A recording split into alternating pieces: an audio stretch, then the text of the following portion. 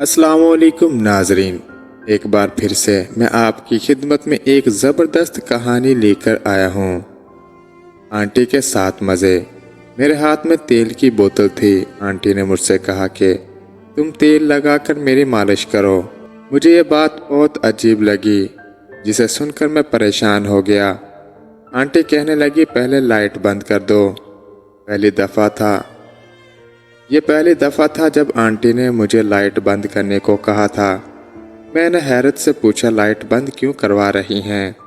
मैंने लाइट बंद कर दी और जैसे ही मैं आंटी की मालिश करने के लिए करीब गया तो इन्होंने मेरा हाथ पकड़कर मेरा नाम दानिश है, मेरी उम्र 19 साल है, मैं लाहौर में रहता हूँ, मैं एक यूनिवर्सिटी में पढ़ता हूँ। मेरे अंकल शादी के कुछ दिन बाद दुबई चले गए थे क्योंकि वहाँ उनका अपना कारोबार था। अब घर में आंटी, अब्बू और अम्मी ही रहते थे। मेरी आंटी जवान और खूबसूरत थी। इनको देखकर मेरे दिल को कुछ होता था। आंटी अक्सर यही कहती थी कि इनके सर में दर्द होता है। असल में बात ये थी, अंकल शादी के फ़ौरन बाद दुबई चले गए थे। एक नई दुल्हन के लिए शौहर के बगैर वक्त गुजारना बहुत मुश्किल होता है और आंटी की उम्र ज़्यादा हो गई थी। हमने अंकल से कहा था कि अगर आप शादी करते हैं तो आपको इधर ही रहना होगा क्योंकि आपकी नई नई शादी होगी और आपने आंटी को टाइम भी देना होगा क्योंकि हर नई दुल्हन की ख्वाहिश होती है कि इसका शौहर इसकी हर ख्वाहिश पूरी करे। लेकिन इन्होंने हमारी एक ना सुनी और शादी के कुछ दिन बाद ही अंकल दुबई चले गए। और जाते वक्त अंकल बोले, अपनी आंटी का ख्याल रखना। अंकल के पैसों से मैं बहुत अय्याशी करता था। मैं रात को फिल्में देख देख कर ख़राब हो गया था। मुझे डर था कि कहीं आंटी मेरी शिकायत अंकल से ना कर दे। एक दिन रात के 10 बज रहे थे कि अचानक आंटी ने मुझे आवाज़ देकर अपने कमरे में बुलाया तो मुझे लगा कि आंटी को मुझसे कोई ज़रूरी काम होगा। मैं कमरे में जैसे ही दाखिल हुआ मेरी नज़र आंटी पर पड़ी। मुझे बहुत शर्म सी महसूस हुई क्योंकि आंटी इस तरह लेटी हुई थी कि मेरा दिल घबराने लगा। मैं घबरा कर रुक गया और कहा कि आंटी, आपको मुझसे कोई काम है? आपने मुझे आवाज़ दी थी क्योंकि आंटी कमरे में बगैर दुपट्टे के लेटी हुई थी। मैं आज आंटी को बिना दुपट्टे के देखकर हैरान हो गया। आंटी ने अपना दुपट्टा ओढ़ा और मेरी आवाज़ सुनकर कहने लगी, अंदर आ जाओ, मुझे तुमसे ज़रूरी बात करनी है। वो अभी भी बिस्तर पर ऐसे ही लेटी हुई थी और मैं कमरे में चला गया। मेरी नज़रें झुकी हुई थी। आंटी ने मुझे नज़रें झुकाकर देखा तो बोली, शर्माने की बात नहीं है। आंटी ने गर्दन मेरी तरफ की और बोली, इस घर में तुम ही मेरा सहारा हो और हर काम तुम ही करते हो। मेरे शौहर तो परदेश होते हैं लेकिन तुम हर वक्त मेरे साथ होते हो। बस यही सोचकर मैंने तुम्हें बुलाया है कि इस मुश्किल वक्त में भी तुम मेरे साथ रहोगे। आंटी की बात सुनकर मुझे समझ नहीं आई। इनकी तरफ मैंने देखा तो कहने लगी, मेरे सर में दर्द है, या तुम मेरा मसाज कर दोगे? मैं आंटी का मसाज इस तरह कर सकता था। आंटी ने मुझे आजमाइश में डाल दिया था कि अब मैं क्या करूं, और मैं सोच में पड़ गया। आंटी किस किस्म की औरत थी, भांजे को मसाज करने को बोल रही थी। आंटी को शर्म नहीं आई क्योंकि ये मुनासिब बात थी कि मैं आंटी का मसाज करूं। एक औरत का मर्द से मसाज करवाना, और वो भी अपने जवान भांजे से। कोई और होता तो मैं साफ इनकार कर देता, लेकिन मैं इस वक्त अंकल के टुकड़ों पर पल रहा था, इसलिए आंटी के आगे ज़ुबान चलाने की ज़रूरत नहीं थी और ना ही इनकार करने की।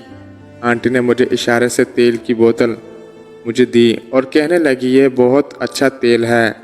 फिर मुझे लगा कि आंटी के सर में वाकई ही दर्द होगा।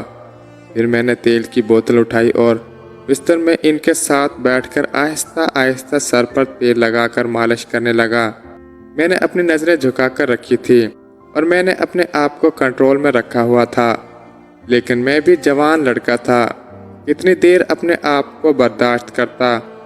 जैसे जैसे तेल लगा रहा था, आंटी की अजीब सी आवाज़ें निकल रही थीं, जैसे इन्हें सुकून मिल रहा हो।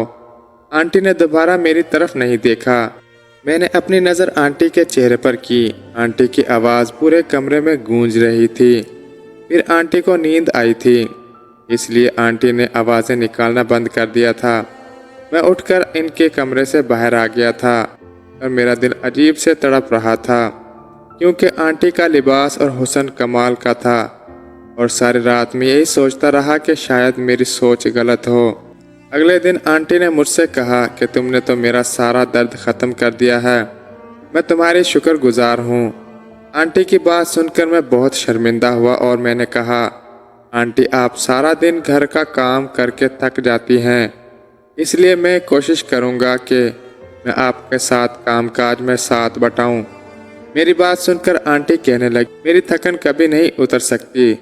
जिस दिन तुम्हारे अंकल घर आएंगे ये थकन खुद ब खुद उतर जाएगी। मैं आंटी की बात का मतलब नहीं समझा और मैं फिर यूनिवर्सिटी चला गया। दोपहर को मैं जब यूनिवर्सिटी से आया, आंटी कपड़े धो रही थी। इनका सारा वजूद भीग गया था। ये सब देखकर मेरे अंदर शैतान जागने लगा और मैं सोचने लगा कि अगर आंटी ने मुझे कहा ना कि मेरी मालिश कर दो तो फिर मुझसे बर्दाश्त नहीं होगा। मैं इनके साथ वो सब करूँगा जो मैं चाहता हूँ। अम्मी रात को जल्दी सो जाती है। चाची ने जब देखा कि अम्मी सो गई है और इसने फिर मुझे आवाज़ दी और मैं आंटी के कमरे में चला गया। आंटी वैसे ही लेटी हुई थी और मैं समझ गया था कि आंटी बोलेगी मेरा मसाज कर दो। मैंने तेल की बोतल उठाई और आंटी के पास चला गया। आंटी ने मेरा हाथ पकड़ लिया और मैंने कहा कि आप ये क्या कर रही हैं, लेकिन मैं दिल में बहुत खुश था कि सब कुछ आराम से मुझे मिल रहा है। आंटी ने मुझे बोला कि मेरे अंदर इतनी हिम्मत नहीं है कि मैं रोशनी में तुमसे बात करूं, मुझे तुमसे अंधेरे में बात करनी है। आंटी ने अचानक तेल की बोतल ले ली और मेरी मालिश करने लगी और मेज खिला। और ये मेरी ज़िंदगी का पहला मेज था, लेकिन मुझे तो कुछ भी पता नहीं था। मगर आंटी को अच्छा तजर्बा था, इसलिए आंटी ने भरपूर साथ दिया और फिर ये तो रोज़ाना का मामूल बन गया था। अब मैं भी अपनी ज़िंदगी में खुश था और आंटी को भी बहुत खुश रखा और वो मेरी खिदमत करती रही। फिर कुछ सालों बाद अंकल घर वापस आ गए थे।